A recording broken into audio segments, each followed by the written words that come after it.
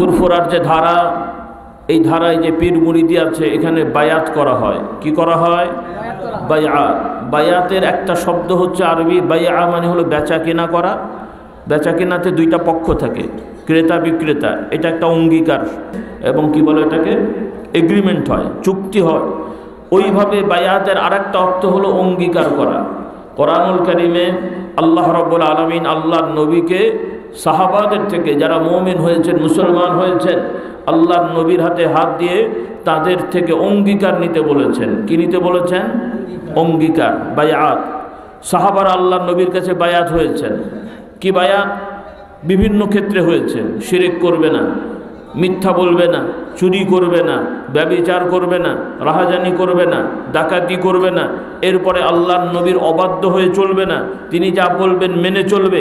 এই রকম বিভিন্ন আয়াতে বিভিন্ন প্রেক্ষাপটে সাহাবারা নবীর কাছে বায়াত হয়ে তার অনুগত হয়ে ইসলাম মেনে, দিন মেনে তারা দুনিয়ায় থাকতেই জান্নাতের সুসংবাদ পেয়ে গেছে।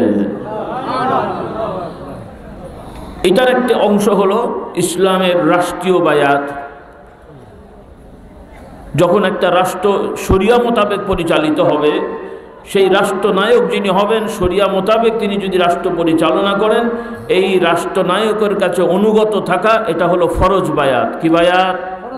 ফরজ বায়াত, অঙ্গীকার করা, শপথ নেওয়া। আরেকটা হলো উলামারা ইজতিহাদ করে বলেছেন নিজেদের আমলি জিন্দেগি গড়ার জন্যে, হালাল হারাম বেঁচে চলা, সুন্নত ভিত্তিক আমল করার জন্যে ভালো ভালো আলেম ওলামা বুজুর্গ তাদের কাছে অঙ্গীকার নিয়ে তাদের দিক নির্দেশনায় চলা, এটা হলো মুস্তাহসান জায়েজ বায়াত, ফরজ নয়। আমরা পীর মাশায়েখের বায়াত হই, বায়াত করি, তবে পীর মাশায়েখের বায়াতকে আমরা ফরজ বিশ্বাস করি না, ওয়াজিব বিশ্বাস করি না, আবার এটা হারামও নয়, শিরকও নয়। কিছু লোকেরা পীর মাশায়েখের বায়াতকে ফরজ ওয়াজিব বানিয়ে ফেলেন, আবার কিছু লোকেরা এটাকে শিরক বেদাত বানিয়ে ফেলেন। কোরআন সুন্নাহর আলোকে আমাদের ক্ষুদ্র জ্ঞানে আমরা বলবো এটা দুটোই বাড়াবাড়ি। এবং ফুরফুরার পীর মুজাদ্দিদ জামান রহমতুল্লাহ আলাইহি তিনিও এটাই বলেছেন যে পীরের পীর মুরিদি এটা ইসলামে জায়েজ। জায়েজ আর ফরজ এক জিনিস। এই যে মাদ্রাসায় আপনারা পড়েন, দাখিল পড়েন, আলেম পড়েন, ফাজেল পড়েন, কওমি মাদ্রাসায় নাহমির, হেদায়েতুন নাহু, মিশকাত ইত্যাদি আছে না?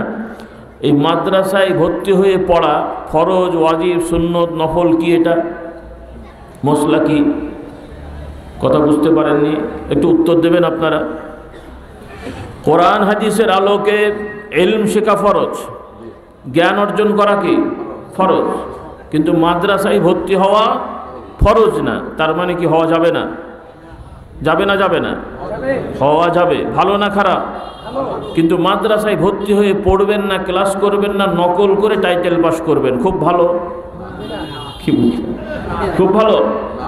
তাহলে পীর মাশায়েখের কাছে বায়াত হওয়া ফরজ ওয়াজিব না, তবে হওয়া ভালো আমলের জন্যে।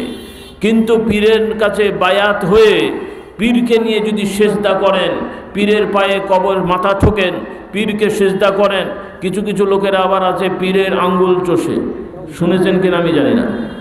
পীর এরকম পা দিয়ে বসে থাকে, মুরিদরা এসে ওনার আঙ্গুলটা চুষে চুষে চলে যায়, তাবাররুক নেয়।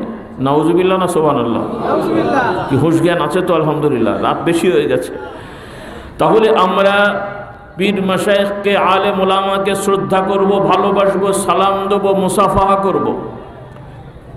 একান্ত ভক্তির প্রকাশ যদি কারো দরকার হয়, ইচ্ছা হয়, আবেগে পায়ে হাত দিয়ে চুমু খাওয়া ওলামারা জায়েজ বলেছেন। এটা সুন্নত না, জায়েজ। বাবা মা শুয়ে আছেন, দাঁড়িয়ে আছেন, বসে আছেন, তার পায়ে হাত দিয়ে চুমু খেলেন, অথবা তিনি খাটে শুয়ে আছেন, মায়ের পায়ে, বাবার পায়ে সরাসরি মুখ দিলেন, চুমু খেলেন, না জায়েজ না। কিন্তু সিজদা করার মতন করা, সিজদা করা যাবে না। বর্তমান মুসলমানদের মধ্যে আলেম ওলামা নামধারী কিছু লোকেরা, তারা এখন আর কাজ খুঁজে পায়নি। মানুষ বুজুর্গদের সেজদা করা বৈধ, এটা এখন প্রমাণ করার জন্য এখন ওনারা উঠে পড়ে লেগেছে, তাদের আর কাজ নাই। যেখানে মুসলমানেরা নির্যাতিত হচ্ছে, মারা যাচ্ছে, ইমান নষ্ট হয়ে যাচ্ছে, মানুষ খুন হচ্ছে, ইমান আকীদা শিখছে না, সেখানে কিছু আলেম নামধারীরা অবান্তর বিষয় নিয়ে তারা ব্যস্ত হয়ে যাচ্ছে। এর থেকে পরিতাপের বিষয় আর কি আছে? আল্লাহ তাআলা আমাদের সবাইকে হেদায়েত দান করুন।